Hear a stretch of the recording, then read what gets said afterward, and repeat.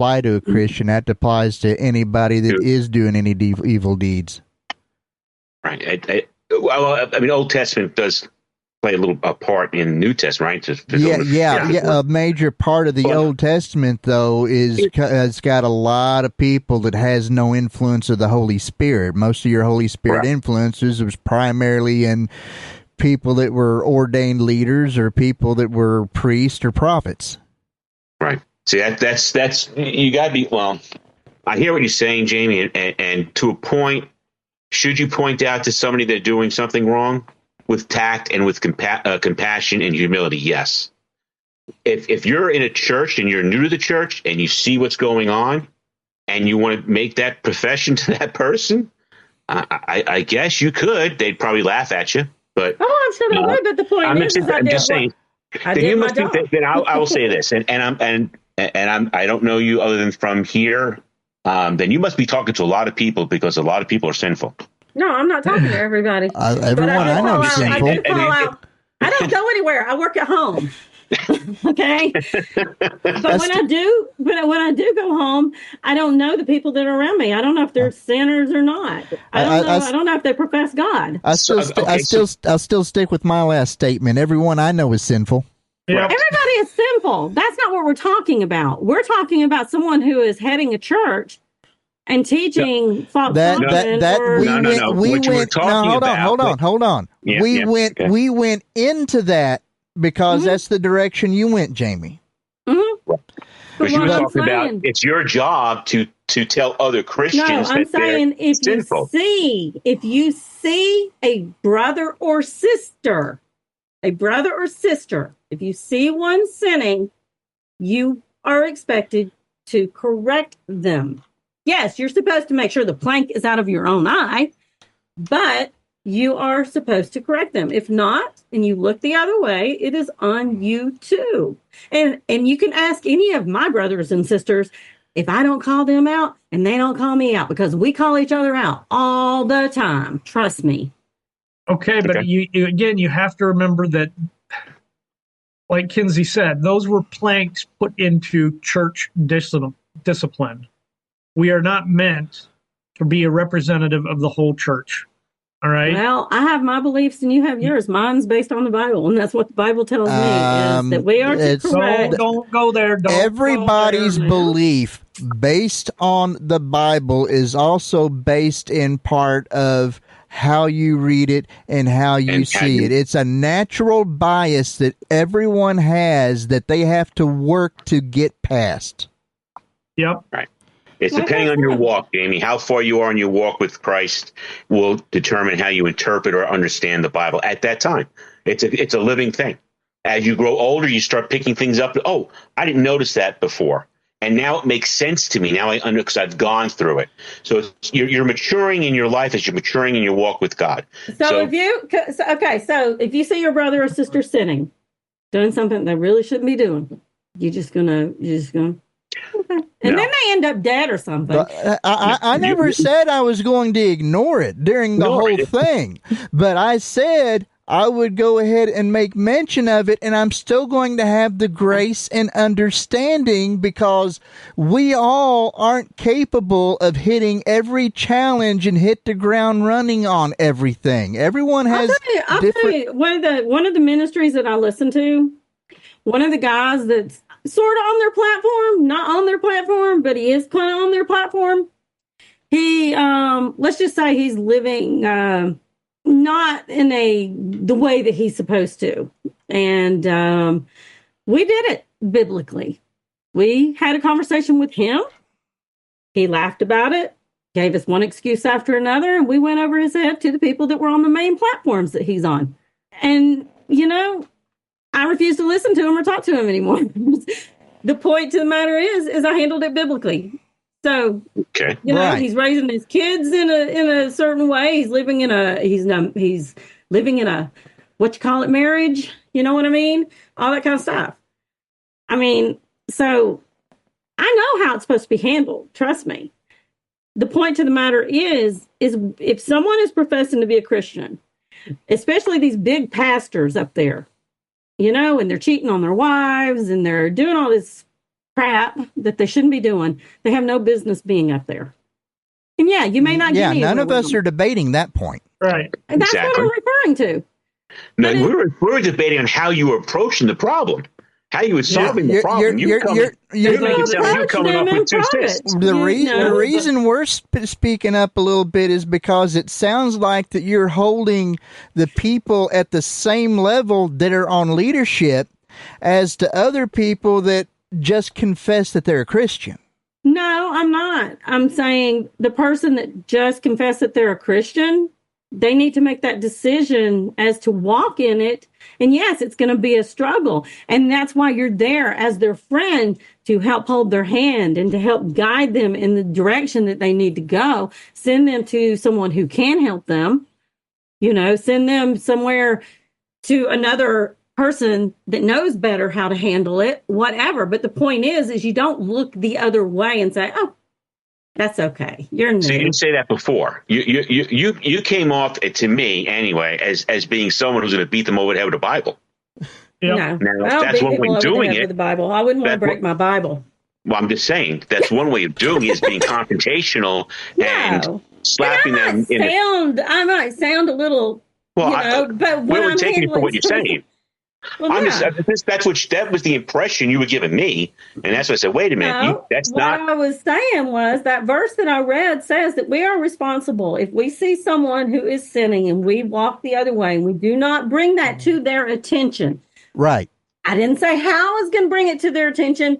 I said we have to bring it to their attention. If you are professing to be a Christian, then you need to put this down.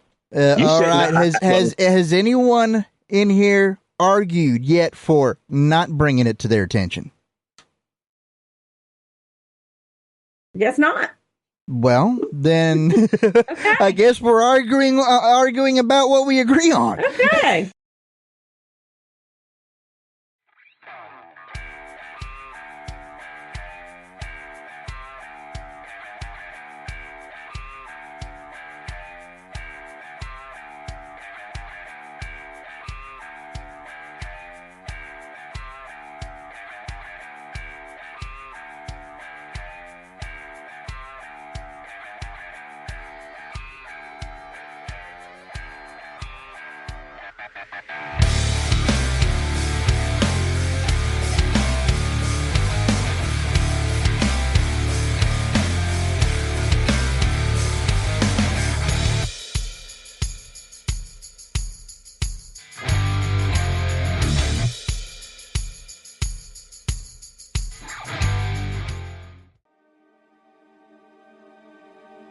This is 2A in 2 minutes with Jason Gouffre.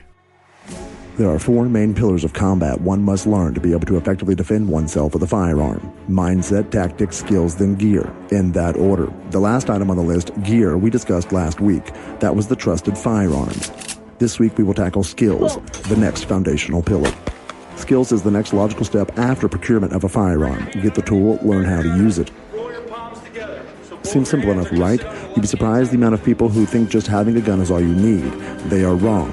Dead wrong if ever tested. Skills are learned that need to be taught to you. Some can be learned solo, but formal instruction from a qualified professional is always best, especially starting out. A basics course on how to use your pistol, AR-15, or shotgun defensively is a definitive need for the greenhorn rookie. And after the class, at-home repetition of drills learned in a dry fire setting is a great way to keep your skills up. That's because firearm skills fade with time. It's not like riding a bike. You need to continue to repeat the appropriate learned skills over and over to create those neural pathways of learning that ingrain these skills into your mind. This is not muscle memory learning. This is learning the way it should be done. If all conditions are perfect in a firefight, no condition is ever perfect. This is why muscle memory will fail you in a real-life situation. Without getting into mindset and tactics, understand that you are not building muscle memory with learned firearm skills. You are merely learning how to do something in a perfect, threat-free environment. This will need to be creatively carried out when the real-world, life-threatening situation calls for it.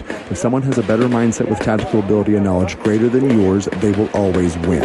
A good shot with a gun ain't gonna cut it, y'all. Mindset, tactics, skills, then gear. In that order. A gun and a basics class is a necessary start, but just the beginning of the journey to learn how to save your own life with firearms. Contact Jason by sending an email to a@jasongouffre.com.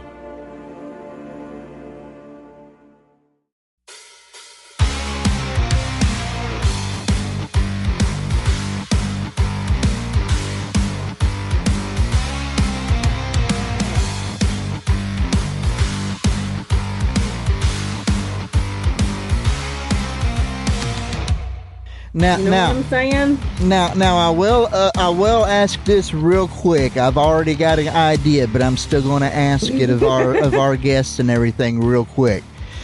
You all do understand that just because we don't agree with the behavior does not mean that we dislike you in any way, shape, or form, right? Yeah. Okay. That's kind of given. Everything we do. That goes on the same thing I was saying. People are allowed to have their own opinions. You can't accept everything a person does. There's things Mom does that I don't like, but I still love her. Exactly. Like, I don't have to accept everything she does. Exactly. But I mean, as far as these behaviors and stuff, it all comes down to your growth and everything on being able to come to terms and understand what is right and what is wrong. And once you understand something is wrong, oftentimes that's when it really turns into a struggle, because beforehand you were doing it innocently, and now you still want to do it, and now it's going to eat the hell away at your conscience because now you know it's wrong. Right. Well, that's how Cook or Beckett, whatever his name is, the minute that he heard that it was sin, it was like something clicked. Well, I think what you have to factor into this is when everyone is allowed to have their opinion, yes. But having divergent opinions, right, just like I used to have, also means that I have to accept responsibility for those things if I am in aberration with the truth. In other words, if the way things really are and the way things, and I'm not functioning within that, there's going to be consequences. And I can't complain at the consequences. I have to accept them. And that's part of the whole idea of loving the person, but rejecting their behavior that's out of line with the truth. Mm-hmm. I mean, I have a cousin that's gay. I mean, it doesn't mean that I hate him. I think everybody has somebody in their family that went that way. Had that. To me, it's like being an atheist. Everybody's got an atheist in their family, Well, yeah. Well, I got to have a couple of friends in my lifetime beforehand that were close friends that were in that, either gay or bi environment. A couple of people, at least one on either side of the family, one on my side and one on my wife's side, at least, that I know of. But yeah, I mean, they're there. Mm-hmm. They're still human. So sitting here going through our past questions on things to discuss, I think we just went pretty good past affirmation versus love, hadn't we? Do you think? Yep. I think we could probably go ahead and say we got past the whole principled stand versus homophobia, because there's a difference between, Right. Yeah. Well, my whole thing with homophobia and I'm trying to find the question. My thing was, you have to take a principled stand, but be loving to the person. Mm-hmm. That's a principled, principled stand is loving the person, but it doesn't mean that I love what you're doing. Hating the person, that's homophobia. Correct. That's a different animal altogether. Yeah, I don't want to have anything to do. But there's also fake homophobia. In other words, it's kind of like, the claim of you're racist or you're Nazi or whatever. Right. It gets thrown around so easily in this day and age that just because we don't like something or just because we don't agree with something doesn't mean that we are homophobes, racists, Nazis, Mm-hmm. Yeah, you don't agree with me, therefore you must hate me. No. Right. There was another thing that it was